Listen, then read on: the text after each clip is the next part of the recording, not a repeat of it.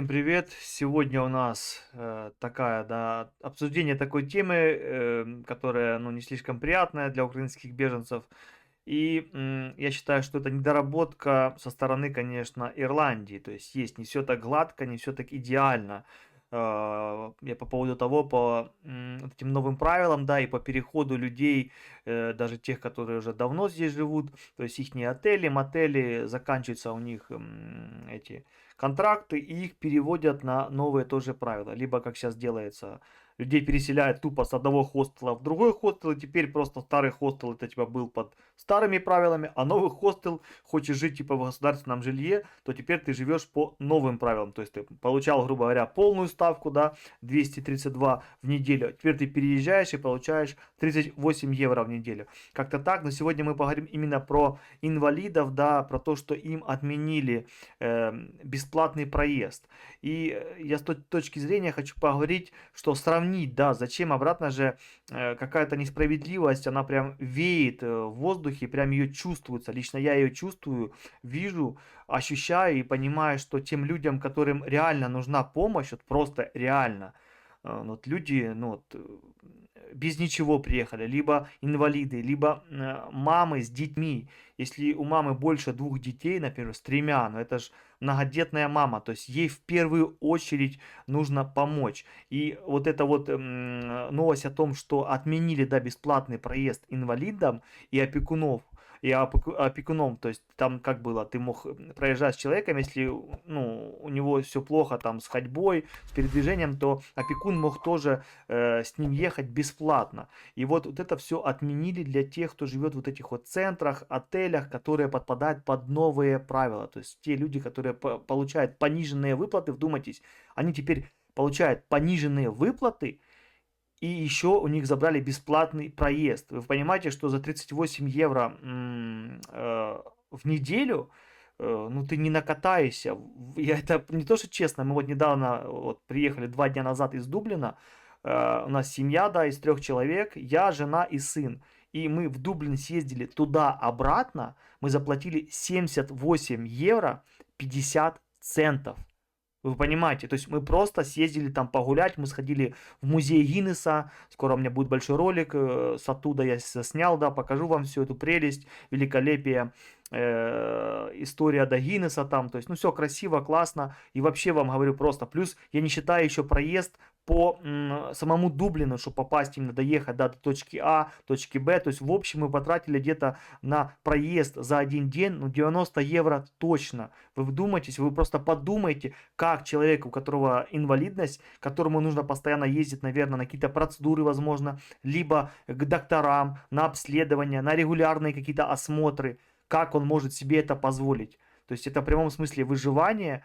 И давайте сейчас мы посмотрим эту статью, почитаем. Ссылку на эту статью я оставлю в описании. Вы пишите свое мнение, конечно же, как вы считаете, справедливое это или нет. И сейчас мы дальше рассмотрим эту статью, да, и порассуждаем вообще, почему так все это происходит, почему правительство Ирландии немножко не дорабатывает. Она как будто смотрит все с другой стороны, как-то все переворачивает вверх дном. Там, где нужно у кого-то забрать, а другому дать, они как будто забирают у тех, кому нужно, и отдают тем, кто может себя полностью сам обеспечить. Для меня лично, вот я честно такой, да, ну, не скажу, что я слишком такой меценат какой-то, да, и люблю там слишком всем помогать, но лично я, ну, если кому-то и помогаю, там, донаты, либо какие-то сборы, да, то это реально, ну, тому человеку, как, ну, кому это реально нужно. То есть кто-то скажет, ну, так, любому человеку, да, у кого нет денег там на операцию, либо на что-то, ему нужно. Но все равно, я считаю, есть какие-то приоритеты, да, а вот сейчас, вот в беженстве, для меня приоритет, конечно, это инвалиды, это старые люди, да, которые там уже за 70, ну, хочешь не хочешь, ты уже априори будешь, ну, старым и немощным, то есть тебе нужна реально помощь. И плюс это матеря, конечно, с детьми.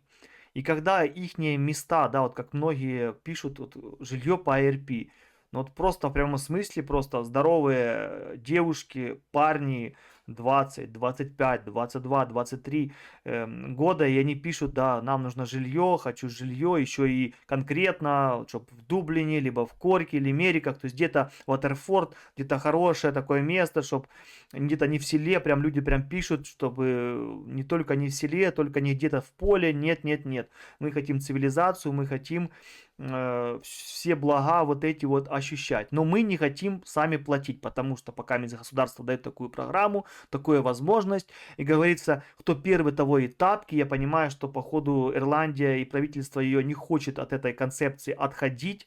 Кто первый, тому все, не успел, извините, да, в большой семье, вы знаете, да, не щелкает лицом. Вот так вот я это все вижу. И получается, что мамочка с детьми, ну вот, ну нет у нее времени даже ездить, писать, бегать, суетиться, да, в прямом смысле. Так же само у старика. А какой-то молоденький, какая-то молоденькая, шустрая, быстрая, оп-оп-оп, разбитная, телефончик в Фейсбуке, туда-сюда, переписка, быстро позвонила, поехала, посмотрела, то есть, вы понимаете, да? И все, и ухватил тоже жилье, ту же комнату, либо квартирку, да, по ARP. И все спокойно подался на полные выплаты, все получает, живет себе, кайфует, либо пошел работать, но при этом живет в жилье от государства только по программе ARP. Ему все возможно. Если он уволится, либо его уволят, он сможет податься на повышенные выплаты, то есть на полное, джобсикера и так далее. А те, кто живут в вот этих всех центрах, они даже податься не могут. То есть, если ты живешь теперь в вот этом вот центре, все, тебе только доступна одна вот эта вот выплата, да, то есть для temporary protection, то есть она называется, да, для тех, кто на временной защите, вам доступна только вот эта вот выплата. Все. Говорят, что еще доступна работающая семья, если я не ошибаюсь. Ну, я не знаю, людей таких лично не знаю, только что это подтвердить не могу.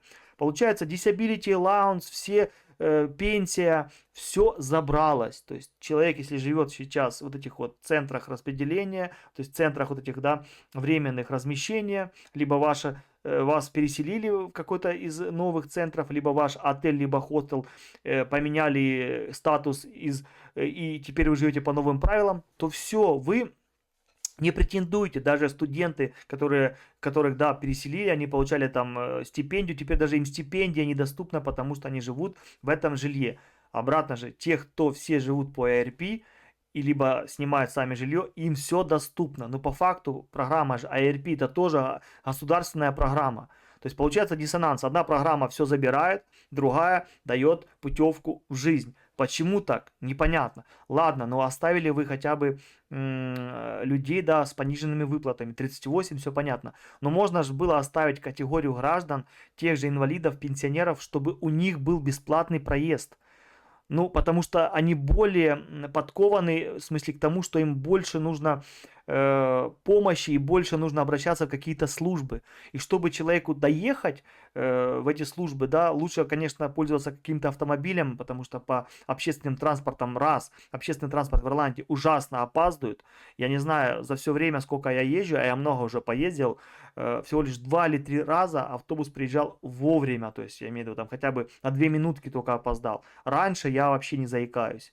Максимально, что мы ждали, я когда-то ждал, это 2 часа. На 2 часа опоздал автобус. Может, была поломка, я не знаю. Но я, конечно, был шокирован. И вот я теперь представляю, да, как какой-то инвалид там на костылях, либо, не дай бог, на коляске, и он будет ждать, вы сами знаете, в Ирландии не слишком распространены, да, как сказать, ну, такие вот, ну, как бусарасы, да, ну, автостанции, они не слишком так оборудованы, есть просто маленькая комнатушка, либо вообще, может быть, без какого-то входа просто касса и все, то есть, ну, стоять под дождем, под ветром в ожидании чуда, это не слишком прикольно и не слишком позитивно это как-то вот смотрится вот от общей картины. Вот я просто повторяю, я хочу, чтобы люди понимали, что я хочу про общую картину. То есть вот, пожалуйста, парень 26 лет, живет по ARP, там, не знаю, там в Дублин 8, например, либо 15, да,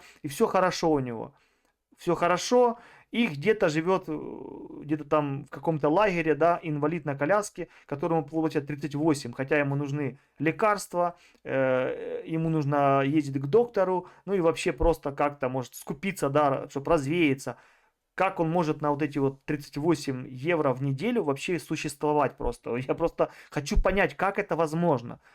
Меня возмущает не то, что я согласен, чтобы всем понизили тогда, вот за что я имею в виду, чтобы было равноправие какое-то, чтобы не было каких-то непонятных вещей, потому что вот эта вещь, вот эти моменты, да, у украинцев отменили бесплатные проездные в связи с изменениями в системе социального обеспечения. Вот про вот это я имею в виду, я просто не понимаю. Более 500 украинских беженцев лишили пропуска на бесплатный проезд из-за сокращения выплат по социальному обеспечению. То есть я понимаю, 500 лишили инвалидов, самых, как говорится, тех, кто попадает в группу риска, у них забрали. А те, которые здоровые, две руки, две ноги, мощные, энергичные, молодые, которым нужно развиваться, работать, как-то набивать, да, свой рабочий стаж, ну как-то реализоваться, то есть у них еще вся жизнь впереди. И они просто сидят, ходят по кафешкам, собираются в группки, играются. Мне нравятся вот эти сообщения в чатах и в группах Фейсбука. Там, не знаю, там, грубо говоря, скажу, Лена, да, либо там Миша, 25 лет, ищу друзей, потому что мне скучно.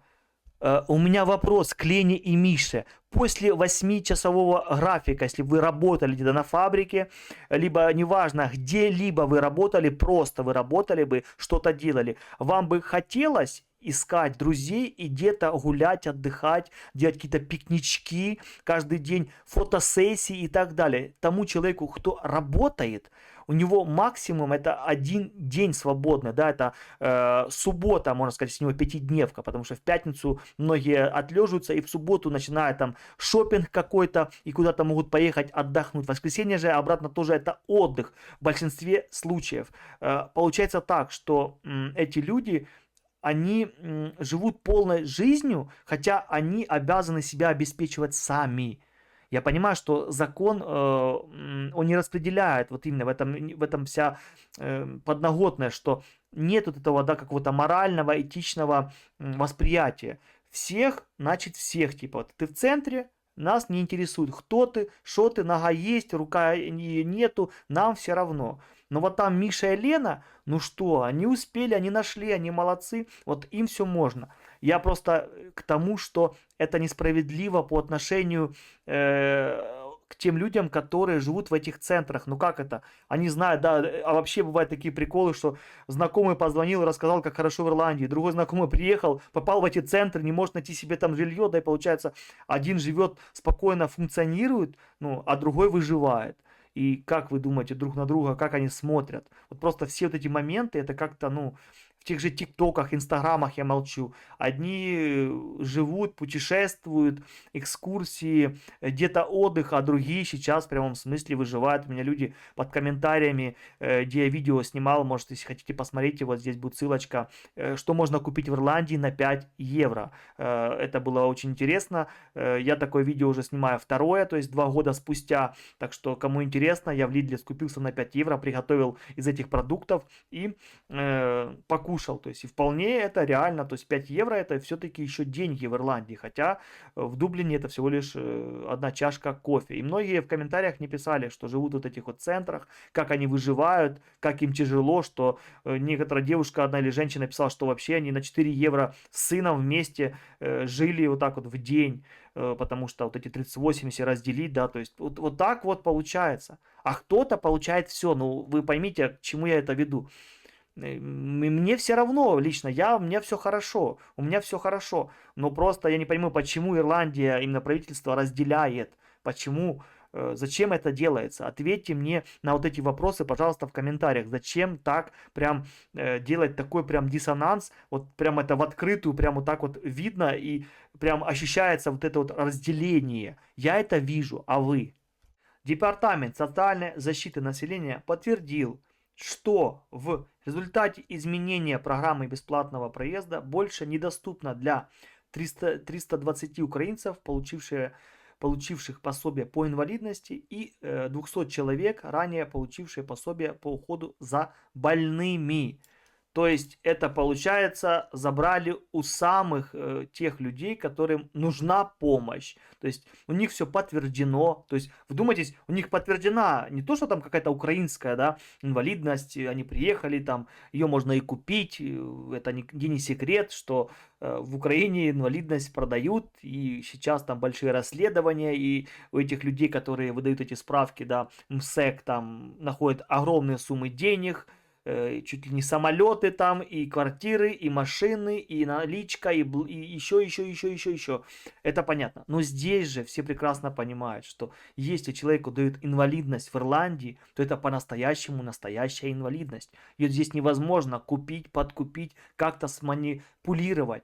Здесь дают тем людям выплаты по инвалидности, кому они по-настоящему нужны.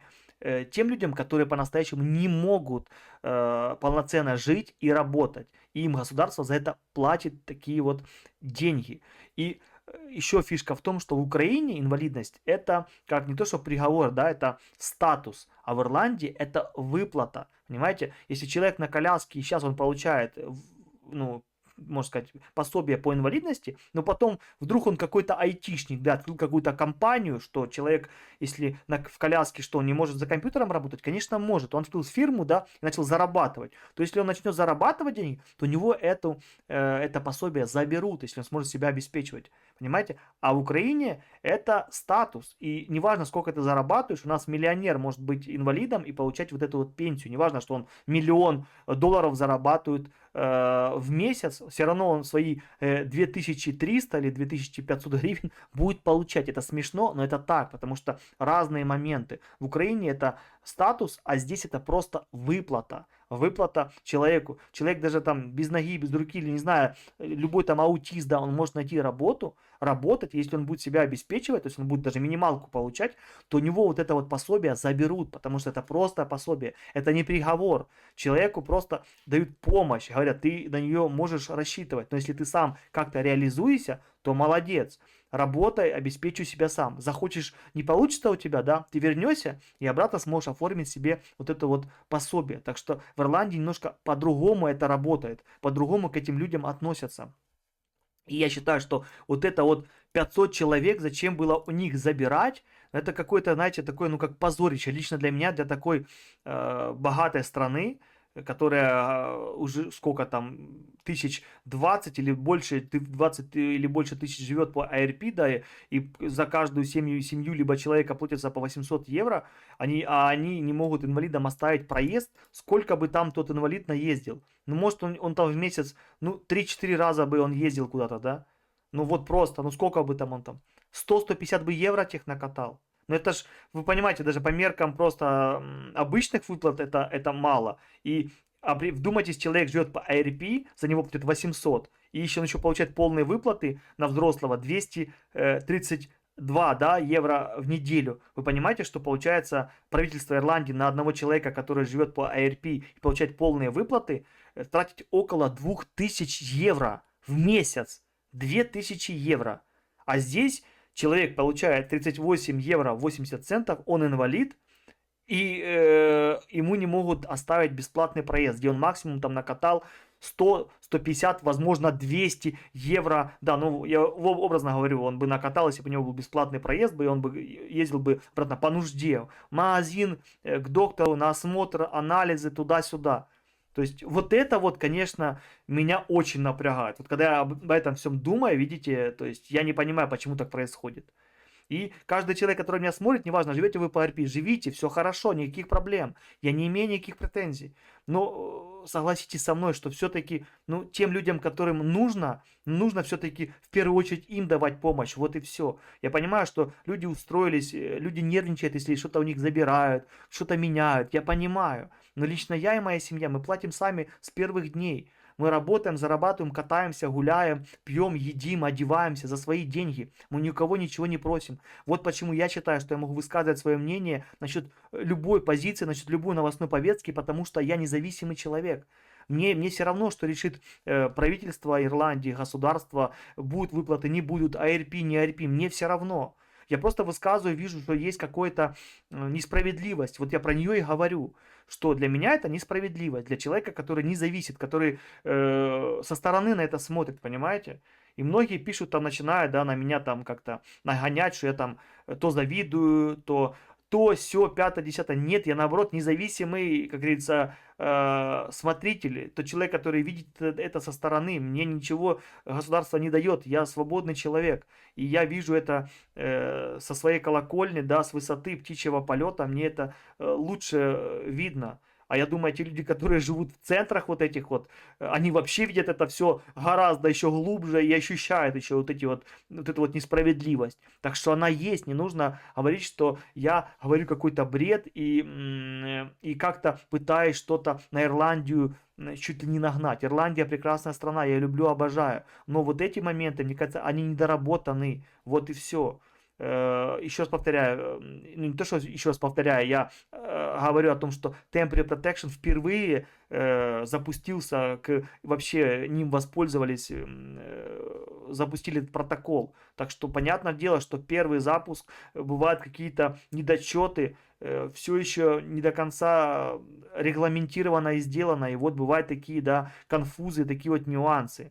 Я думаю, может быть, они одумаются и решат все-таки этим людям оставить хотя бы бесплатный проезд. Я понимаю, почему они его не оставляют. Потому что если есть бесплатный проезд, то значит люди автоматически должны получать повышенные, ну, в смысле, обычную пенсию, либо disability allowance, то есть, либо по инвалидности выплаты. Я понимаю, что оно одно связано с другим, понимаете, да? То есть вот тут есть проволочки в этих вот законах, недочеты, неотшлифовки. Потому что одно правило противоречит другому. И вот так вот тут есть такие качельки, которые трудно урегулировать. Это значит, надо для украинцев, этих вот 500 человек, сделать отдельно какую-то выплату, либо отдельный какой-то протокол, чтобы они на него подавались, а никто не хочет заморачиваться. Это же не тысячи людей, понимаете? Это маленькая горсточка, да. Ну, ничего, потерпят, поживут. Наверное, как-то так они думают. То есть, ну, например, форум гражданского общества Украины заявил, что отмена пропусков затронет наиболее уязвимых слоев населения. То есть, ну, бесплатного проезда имеется в виду. То есть, реально это, получается, касается самых уязвимых слоев населения. Вот какие я сравнения делал, да. Маша, ой, то есть Миша и Лена, они все у них хорошо, а остальные инвалиды в колясках, либо просто, ну, болячек куча, да, у старых людей. И вообще, причем здесь старые люди? Инвалид может быть и в 20 лет, и в 30, и в любом вообще возрасте можно родиться инвалидом, да, например, я так скажу за себя, я инвалид детства, так что моя болячка со мной сразу уже была, так что я не виноват в этом, я ее не приобрел, она была со мной сразу при рождении, так что как-то так. Все индивидуально, но пересказывать статью я не буду, я просто высказал свое мнение, что, например, я считаю это несправедливым, и то, что забрали у самых уязвимых ихние какие-то, да, привилегии, которые им нужны по-настоящему. Это не то, что для них это какая-то игрушка покататься, это реально ради выживания, ради комфортной жизни, потому что им это нужно.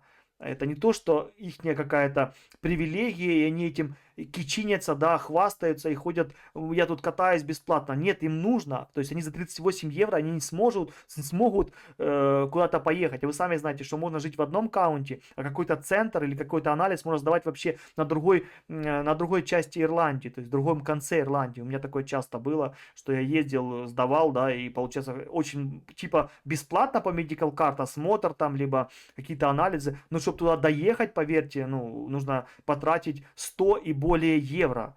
А еще покушать и так далее. То есть, и получается там уже 150 евро. Просто съездить туда-обратно.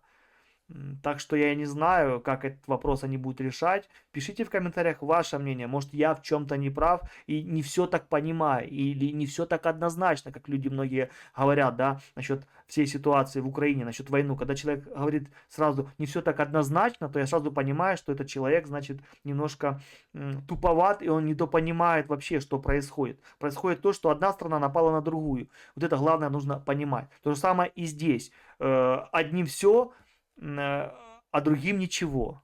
Вот так вот. И мне кажется, здесь надо быть дурачком, чтобы не понимать, что есть какая-то несправедливость, и я буду это говорить, буду про это снимать. Надеюсь, что все-таки для людей сделают какие-то, не то что лайфхаки, какие-то хотя бы базовую, хотя бы какую-то помощь, не знаю, какую-то проездную карту хотя бы для этих людей все-таки что-то сделает, потому что так с теми, кто по-настоящему нуждается, конечно, не поступает. Лучше выселить каких-то здоровых лбов, которые сидят уже 2 года, пролеживают на диване, и заселить туда инвалидов, чтобы они получали себе нормальную пенсию и могли проезжать бесплатно в общественном транспорте. Это будет справедливо, лично я так считаю.